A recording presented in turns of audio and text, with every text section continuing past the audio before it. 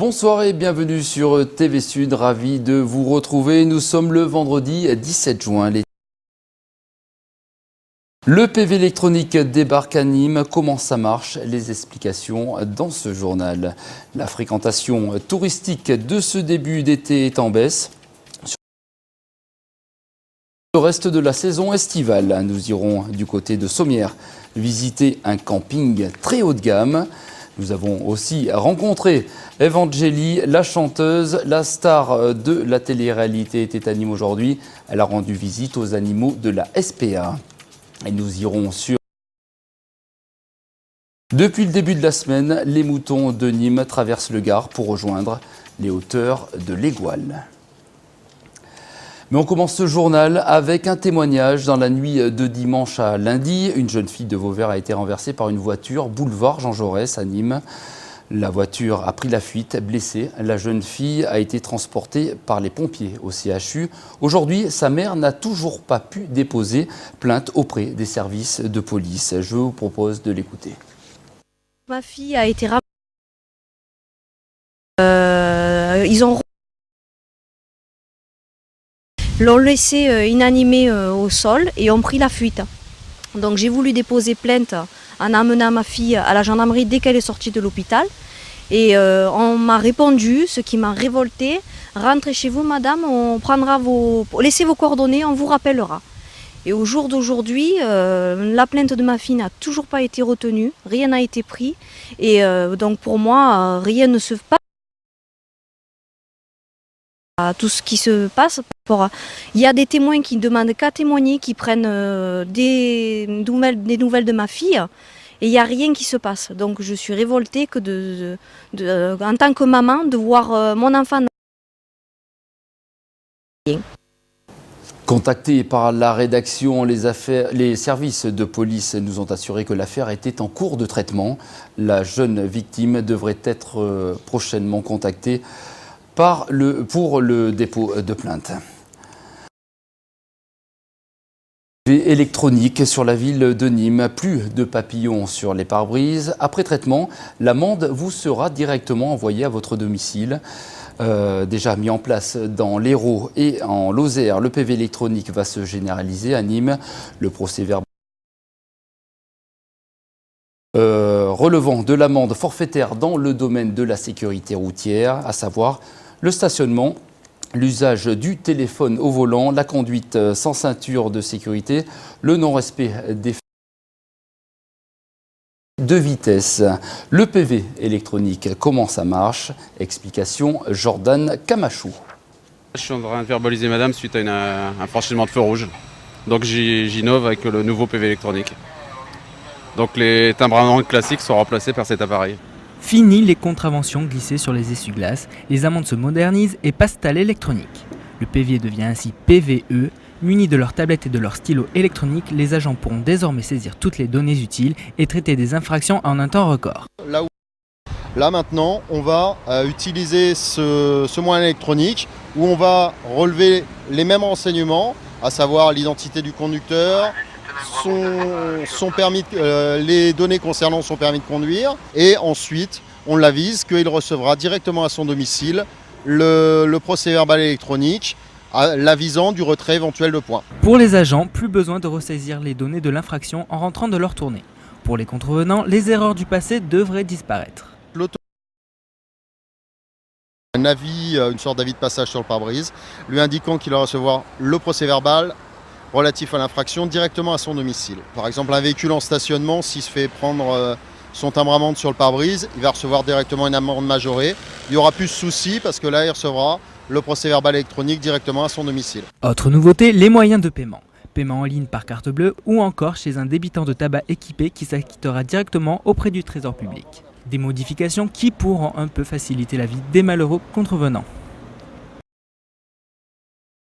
Le bilan touristique de ce début de saison est tombé. Le comité départemental du tourisme enregistre une bonne fréquentation touristique sur le week-end de Pâques et de la Pentecôte. En revanche, le mois de mai n'a pas été bon. 53% des professionnels ont déclaré une baisse d'activité en mai.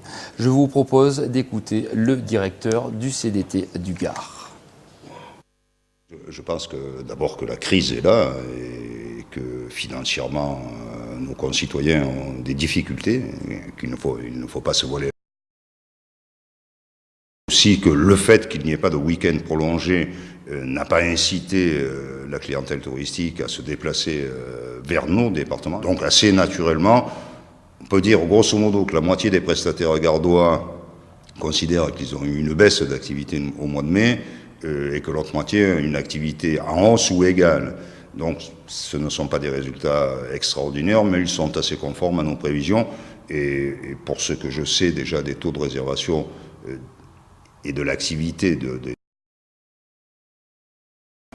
qui se rattrape très facilement au mois de juin. Et pour certains, la saison estivale s'annonce plus clémente.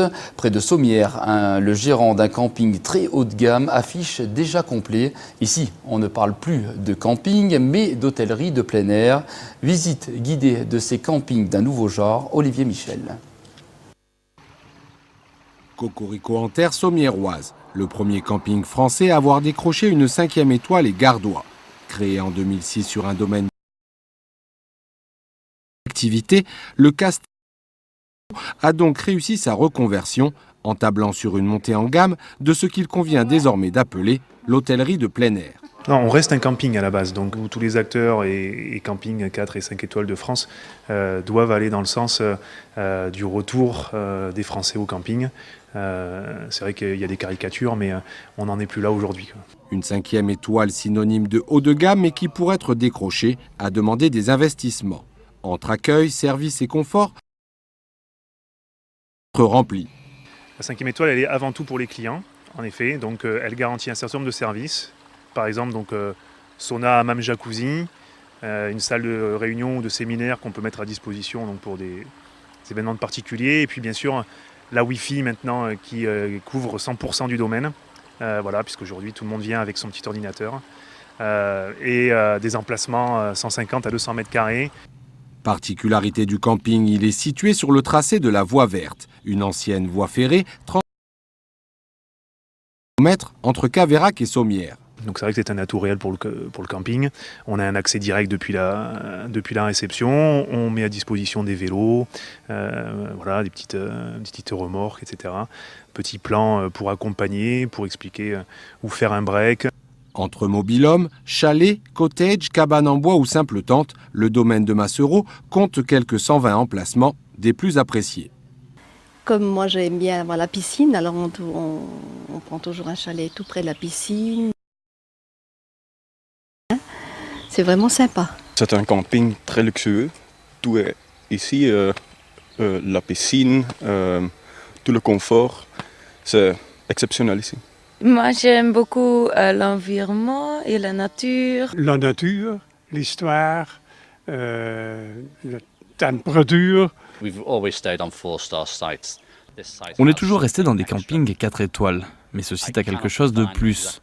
J'ai du mal à le définir, c'est quelque chose dans l'atmosphère, la paix. C'est un camping relaxant. Autre avantage du site, le domaine de Massereau reste une terre viticole, mais aussi oléicole, dont les produits sont des plus savourés par les estivants. Les animaux de la SPA étaient à la fête cet après-midi. La marraine des gamelles du cœur, Eva Angeli, en personne, est venue distribuer des croquettes aux 92 résidents du refuge. Reportage, Virginie Novales. Véritable star du petit écran, Eva Angeli était à la SPA de Nîmes dans un contexte un peu moins drôle que d'habitude. Point de chanson ou de télé-réalité. Aujourd'hui, elle était là en tant que marraine de l'association Les Gamelles du Cœur. Les Gamelles du Cœur, comme on peut le voir sur le débardeur, c'est une association, une opération plus exactement à but non lucratif, surtout pour aider les animaux. De manière concrète, en fait, il n'y a pas de don d'argent de la part du public. Il y a juste à acheter un paquet de croquettes et par paquet de croquettes à acheter, il y a 3 repas reversés au SPA de que vous voyez ici, qui ont besoin, malgré leur rage, ils ont besoin de vivre le plus longtemps possible. Et comment on vit? Tout simplement en se nourrissant bien. Donc nous, on est là pour ça, pour leur amener la base. Née en octobre 2010, l'opération ne ressemble pas qu'à travers son nom au Resto du Cœur. Depuis sa création, 35 000 repas ont déjà été distribués. Dans le besoin, le refuge nîmois pourra bénéficier de 2 mois de repas grâce à cette action. Nîmes est apparu immédiatement à nos yeux comme étant un refuge qui avait énormément de besoins. Vous avez dû le voir. Le refuge est vieillissant. Au plan des animaux, il y a un turn qui est très très important, un gros volume d'animaux. Tous les jours ici s'écoule globalement 30 kilos d'aliments pour chiens et une dizaine de kilos d'aliments pour chats. C'est un coût, le coût de l'aliment pour une association, c'est plusieurs milliers, voire dizaines de milliers d'euros par an, rien qu'en alimentation. Et grâce au soutien de la marraine Evangélie, bientôt rejoint par Michael Guigou ou Élodie Gossuin, c'est nos amis canins qui vont se régaler et la présidente de la SPA. Et donc M. Bellardi a pensé à nous parce que nous sommes une SPA qui n'a pas de gros revenus et c'est dur pour nous, quoi. Donc il a pensé à nous pour ce don de croquettes dont on est hyper content. Même si le rapprochement avec Brigitte Bardot n'est pas encore évident, Evangélie, décidément, fait le bonheur de tout le monde, même des animaux. Et à noter sur votre agenda, la SPA de Nîmes organise une journée portes ouvertes.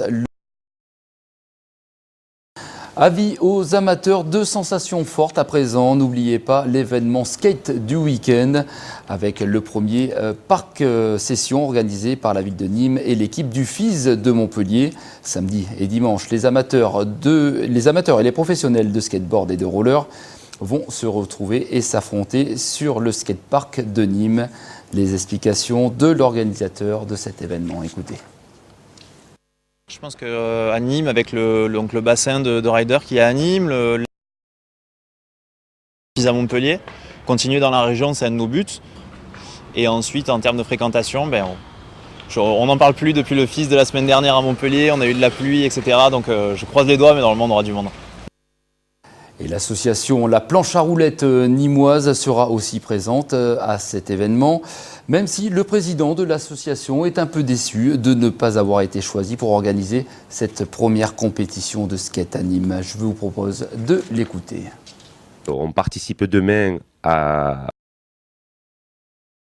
Je sais qu'on n'a pas été impliqué dès le début. Depuis 8 ans, on se bagarre avec un petit budget chaque année pour faire vivre le skate à Nîmes. La mairie nous aurait fait appel à nous pour ce type d'événement. On aurait pu leur faire un événement de malade. Donc, quoi qu'il en soit, ça fait bouger la ville. Voilà, l'initiative est quand même bonne. En bref, à présent, un autre événement ce week-end, les Crocodores. Demain, à partir de 14h, rendez-vous sur le parvis des arènes pour disputer une partie de street golf. Le principe est simple, atteindre un club et les balles semi-rigides pour pratiquer cette discipline vous seront prêtés gratuitement. Rendez-vous donc demain à 14h sur le parvis des arènes. En début de semaine, les moutons des plaines aux alentours de Nîmes sont partis rejoindre la montagne de l'Égoal. 5 jours de marche à raison de 20 km par jour. C'est le prix à payer pour profiter de pâtures plus vertes pendant les mois d'été. Marlène Mec a suivi le périple de ces brebis gardois. Il est près de 7 heures à Cléran, non loin de Quissac, l'heure de paître pour ces brebis, l'heure du café pour Denis, Émilie, Sarah et les autres.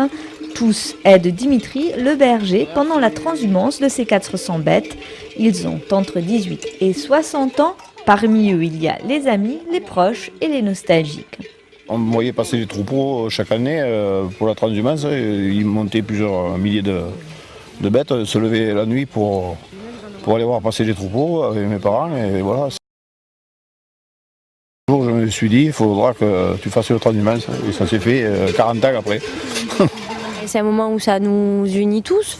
Donc du coup, on est, je sais pas, c'est comme une fête. Une fête, on est liés autour d'un événement. Et voilà, là c'est un peu pareil. On est tous liés autour de cet événement-là, quoi. Depuis le début de la semaine, Dimitri et ses 7 équipiers arpentent les drailles et les chemins du Gard à raison de 20 km par jour. Et malgré les claps et les pompons, il s'agit moins de folklore que du bien-être. Au changement de température, elles ne supportent pas trop les aléas climatiques, quoi. Elles sont sensibles des poumons, donc elles auraient vite fait de prendre des pneumonies. Donc le fait de monter à pied, elles s'adaptent aux différentes températures en entre Nîmes et là où je vais, le lac des Pises, que les nuits sont plus fraîches, quoi. Voilà. 5 jours de marche plutôt que 4 heures de camion entre Nîmes et les Gouales. Une marche traditionnelle pour mener les moutons à l'estive là. Tout l'été, même si la sécheresse touche les plaines. Allez, on poursuit avec le début des festivités au Sainte-Marie-de-la-Mer. La fête a commencé mercredi et va se poursuivre tout le week-end. Reportage au Sainte-Marie-de-la-Mer, Tony David et Thomas Lauferron. Hier soir, les Gaulois des Sainte-Marie-de-la-Mer ont soulevé le bouclier de la fête votive 2011, perpétuant une longue tradition. J'ai laissé de la Camargue, du village, à nos concitoyens pour 6 jours de fête. Et le respect de chacun. Et regardez ce soir les images, ils sont tous heureux, c'est ça la vie, donc on va leur dire bonne fête 2011, voilà. Comme le veut la tradition, le maire des Sainte-Marie-de-la-Mer a transmis les clés au président du comité des fêtes, Manu Forest. L'essentiel pour nous, c'est qu'on ait récupéré les clés du village. Le maire nous a donné les clés du village pendant 6 jours. Pendant 6 jours, il va y avoir des chevaux, des taureaux, les jeunes vont s'amuser, de la musique, la fête foraine, les petits, et que tout le monde se régale. Que tout le monde s'amuse, c'est le vœu. Un programme de 6 jours où petits et grands seront à la fête. Et avant les courses d'ânes ou tournois de beach soccer, c'est la grande parade qui était à l'honneur hier soir. L'occasion de réunir les associations et les habitants autour des chars. Eh bien, force à la tradition, déjà, il y a une grosse passion de la jeunesse. Cette année, on a choisi le blanc et le vert, parce que le blanc et le vert, c'est côté nature, et le blanc, c'est du neutre. C'est-à-dire que tout le monde est neutre pendant cette fête, on s'amuse, et on se régale sur nos traditions et avec nos traditions. Des traditions fortes d'un gitane se mélangent dans un but commun, faire la fête. Et après un final dans les arènes, les lève-tôt pouvaient se retrouver aujourd'hui pour participer à une abrivade qui menait les taureaux du Pré dans l'arène sous un soleil éclatant.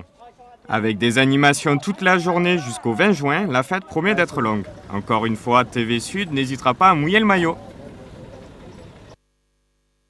Allez, un dernier mot avant de terminer cette édition. Ce matin, en marge de la fête des Sainte-Marie-de-la-Mer,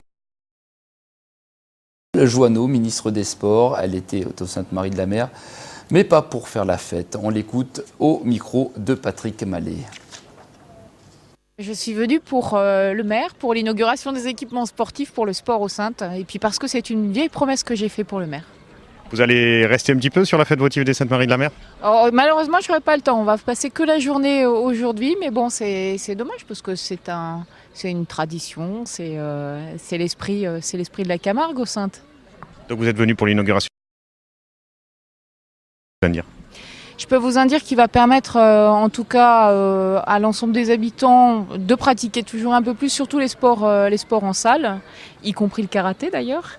Et que je trouve que c'est une belle initiative du maire qui a toujours plein d'idées, qui est toujours très impliqué pour sa commune. Allez, si vous allez au Sainte-Marie-de-la-Mer ce week-end, vous ne croiserez donc pas Chantal Joanneau, mais sûrement les équipes de TV Sud qui sont mobilisées pour suivre la fête au plus près. C'est la fin de cette édition sur TV Sud, forum spécial Graines de Torero, présenté par Pierre-Paul Castelli. Retour de l'actu lundi, 12h30 et 19h30. Très bon week-end sur TV Sud et à lundi.